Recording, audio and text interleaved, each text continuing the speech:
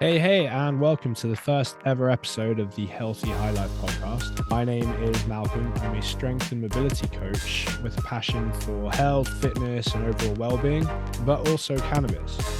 And over the years, I've worked on my relationship with the plant, which has led me to the point where I'm sat here trying to get the message out and to bridge the gap and bring together a community of those who may be falling into some of the stereotypes that surround the plant. And for those on the other side of the camp that aren't and have managed to get full circle, come out the other end and are able to utilize cannabis as part of their lifestyle in a well-rounded way to get the most out of the plant and life. So I believe, and from looking across at many other forums and comment sections and stuff like that, cannabis is more than just what it gets put out to be, just a drug or some kind of horse shit like that. In fact, it's more of a tool, but that really depends on your intention and your relationship that surrounds it. So when used with the right intentions, it can really elevate aspects of our health, fitness, and general life. However, just with anything, if used mindlessly, it can equally reinforce negative habits and harmful circumstances that ultimately lead you into living up to some of these negative stereotypes. So my whole goal with this podcast is to rewrite the narrative and get the message across as to how we can actually integrate cannabis in an appropriate way in order to get the most benefit from a mindful approach. Compared to that, just like with anything, where if we overdo something, we end up reaching a point of diminishing return. Just like if we start overtraining in the gym, ultimately the body stops progressing. If we overdo it with certain types of eating, ultimately we reach a diminishing return, and so on and so forth. So really, my goal with the podcast, as I mentioned, is to get that message across and to set the stage with a level of intention in order to help develop a positive relationship around cannabis so that we don't end up in these lazy, unambitious frames. Which brings me on to the main point for today, and the whole context of this podcast going forward is why do we need to have an intention set when it comes to using cannabis? Well, if we don't have that intention, and the intention could be something as simple as I would like to be able to talk and open my mind to extensive ideas as I try to open up my first ever episode of a podcast. So, in order to do that, I'm going to use the plant to help me focus, bring on some creativity and some motivation to get that done.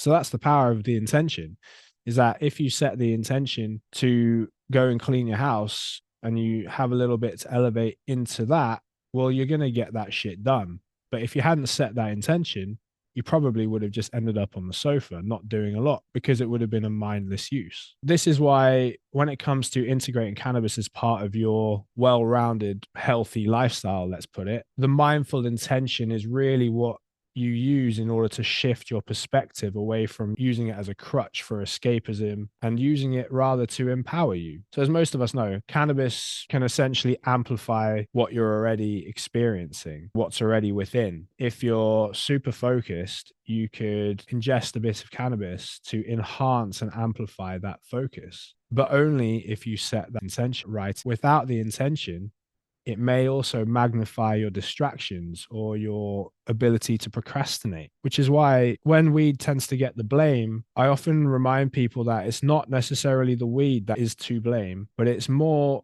where is that individual on their path of self-development and awareness in order to take responsibility for what it is that they need to get done. Because ultimately, if we just look to blame an external thing like the plant, well, we're just looking to point the finger elsewhere, which ultimately puts us into that victim mindset, that whole, oh, woe is me type place, which doesn't really yield productivity or drive. So ultimately, the power of intention is going to give you the ability to take responsibility and ownership over your use of the plant and manage it in such a way that amplifies your positives and allows you to open up and explore some of the downsides in order to make positive changes that lead you down different paths in the future.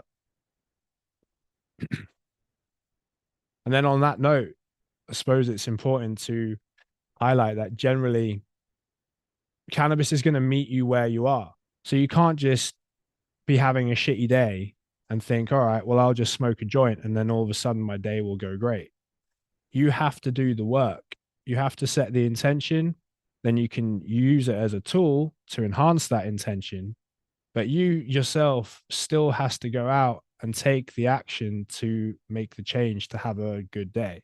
But it's setting that initial intention that's going to help set the tone for the experience that you have in order to get to that end goal. And so when it comes to developing a positive relationship around cannabis and using it as a tool, it's important not to use it as an escape, because a lot of the time we may just grab it and just look to get high and escape from the situation or the stuff that we're supposed to be dealing with. Where in actual fact, the value of using something like this is to get deeper and be able to acknowledge and take responsibility over the patterns, whether they're good or bad, that are shaping this relationship between you and the plant.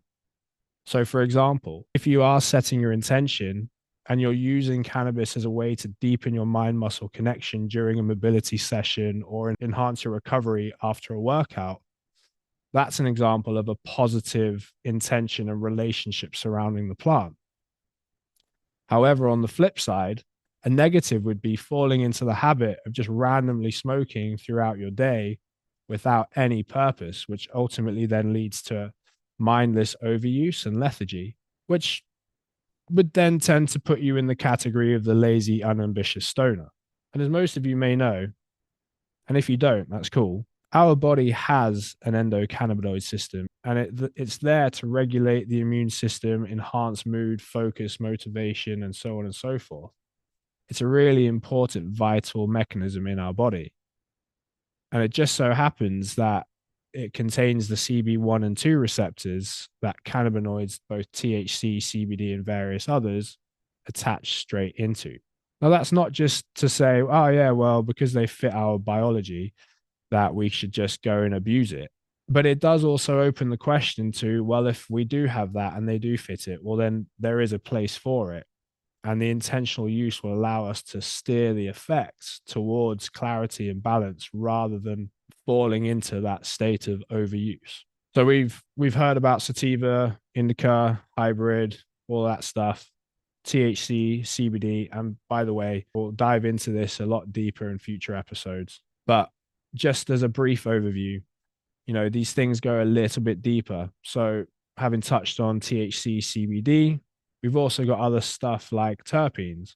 Various terpene profiles of a strain will make up its effects and will ultimately give you a different effect depending on what you're using it, how you're using it, and yourself at that time.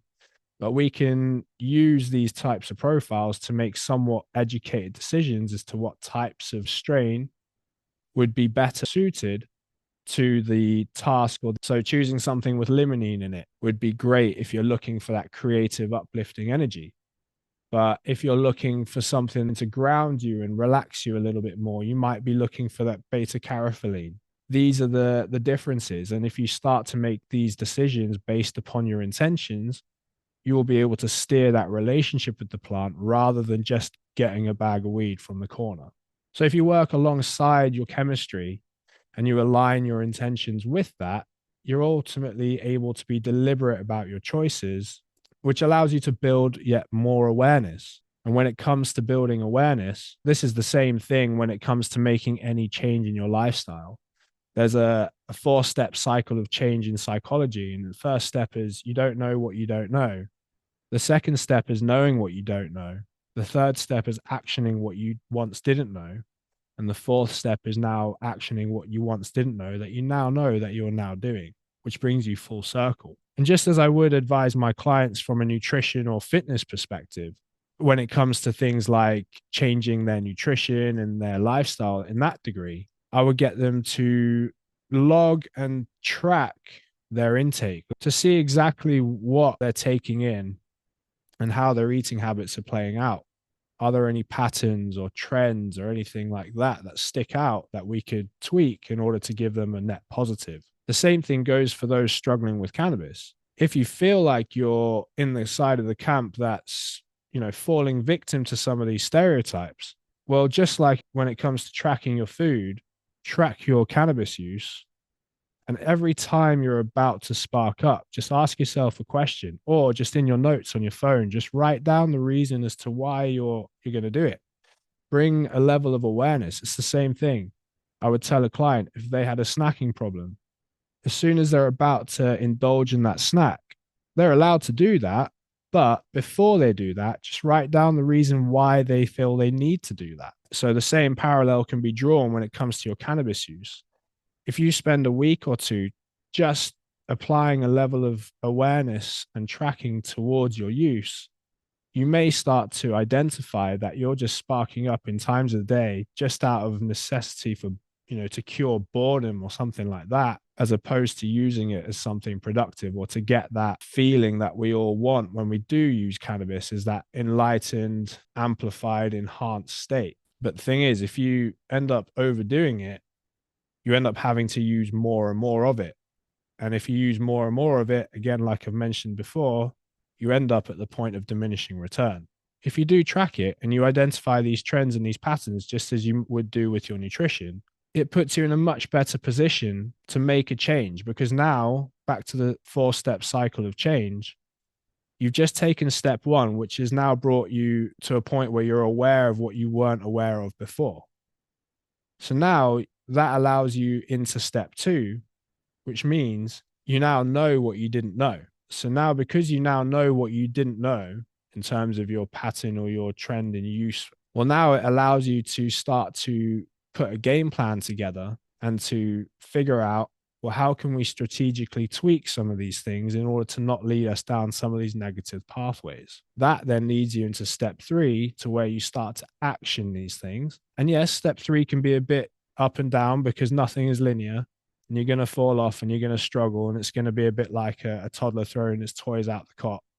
But as with anything, and just like in your fitness journey, we can't rely on things like motivation and shit like that. We have to rely on discipline and momentum to carry that wave through that initial rough phase. But once you do the self-work to get through step 3, you ultimately end up at step 4, which is now a brand new you, an identity that you can pair with the relationship that you've worked on surrounding cannabis, which means you now have a more mindful, intentional use each time you go to interact with it, as opposed to just sparking up just because you had 5 minutes. So little tips and tricks as to how we can do it. I've just gone through the tracking. So the same way you would set up and start to make changes with your nutrition, you would track, but don't change initially. And then once you become aware of your trends and your patterns, then you would look to make realistic changes to some of those patterns. So how could you do that? Set up a circumstance or a setting, create a safe space that will encourage mindful use. Don't have your house full of junk food, for one. Maybe look to enjoy your spliff out in some sunlight, on a walk, getting a bit of movement and fresh air, as opposed to on your sofa with Netflix on and the curtains drawn. You could consider the timing of your use. Is it aligning with your other goals for the day or the moment, or is it getting in the way of it? And if it is, that's where you go back to the tracking and you ask yourself, okay, why? Why am I using it? And is there a reason for it? Is it required? Yes, no. And this allows you to be honest with yourself. Now, this takes work. We don't like to take the criticism, even if it's self-criticism. We're just not very good at taking that. But with self-work and awareness and taking responsibility, we can get to a point where actually that criticism becomes constructive. And then we can learn from it and see it as opportunity to grow. As I mentioned, as I opened up, in this whole episode surrounds the intention. So what is the purpose behind it? It's the same thing as having a purpose to go about your day. Set a purpose every time you go to start a session. What is it? Is it to, like I mentioned, increase internal connection when it comes to mobility training or working out? Or are you needing it in a time of stress relief? Do you want to use it as a way to unwind after work? Or maybe you're just looking for a creative spark for a work project or a meal or whatever. Start with a purpose and then regularly check and assess your use. That's the tracking side of things, so that it doesn't become a crutch and it actually enhances your life. And other little ways, so pausing between sessions. Don't try to finish the whole joint in one sitting. think about adjusting your dosage. Get yourself a little personal scale, something, like that. Most of us have a little scale, and set yourself a dosage. Personally, that's me. I use 1.5 grams a day, and I tend not to go over it. There are the odd recreational occasions, but that's with anything. But when it comes to using it as a tool with a daily balance, 1.5 grams seems to do me well, and it keeps me within that threshold of not reaching those negative stereotypes. If you're still with me, awesome. I appreciate that. My mission with this is to connect all of us. And for those of us who have figured out how to become those productive, healthy stoners, this is really a place for us to share our experiences and our tips and tricks to help those of us on the other end of the community that may still be struggling and falling into some of that mindless use, whether they choose to or not. But ultimately, cannabis is a tool, and how you use it determines whether it's going to empower you or hinder you. I just want to be clear, though, this is not just about breaking stereotypes, although super important, but it's about helping you all create a lifestyle that both supports your goals, enhances your well-being, but also strengthens your connections within yourself whilst using this plant as a positive tool. I would love it if you would share in the comments any stories or any experiences that you've had when it comes to setting intentions, or maybe you've not thought about setting an intention with the plant before, and this might be a game changer for you. It might just be the fact that you've not considered that purpose behind it yet, and all it's going to take is you setting that mindful intention before you go and spark the joint, and all of a sudden your life will change. But I do have to stress, it's not as easy as just lighting the joint and expecting your life to change for the good. You do have to take ownership, responsibility, and put in the work in order to create the shifts in those patterns, which will then ultimately bring you to that positive outcome. Please, down below, share your experiences, your tips, your tricks, your stories. Please subscribe, hit the like button, and in the future we'll dive deeper into the weeds on nutrition, health, wellness, fitness, the science of weed, why we get the munchies, how we can overcome munchies, how we can use munchies to our advantage when it comes to cannabis, fitness, movement, how we can use it as a pre-workout, post-workout, the best times and strains to use for that. Please come back for episode 2. We dive into the munchies and everything that surrounds it. But for now, thank you very much for joining me. And once again, please hit the like and subscribe button, and I'll see you on the next episode. Take it easy. Have a good one.